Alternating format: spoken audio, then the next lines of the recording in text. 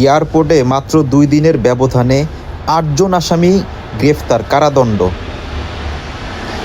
এয়ারপোর্টে যত ধরনের চুরি, ডাকাতি, ছিনতাই, মাদক সেবন থেকে শুরু করে যত রকম অনিয়ম, দুর্নীতি চলতেছে, যথাযথ প্রমাণ সহকারে সিসিটিভি ফুটেজ এবং আইনের কঠোর প্রয়োগের মাধ্যমে আমাদের এই নতুন ম্যাজিস্ট্রেট এটা করে দেখিয়েছেন।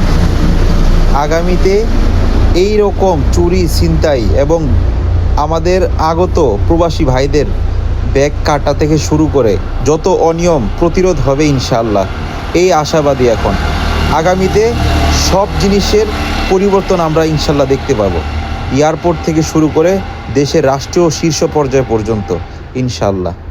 ধীরে ধীরে সব ইনশাআল্লাহ জামাতের হাত ধরে সব অনিয়মের বিরুদ্ধে রুখে দাঁড়াবে ইনশাআল্লাহ এই পুরো বাংলাদেশ।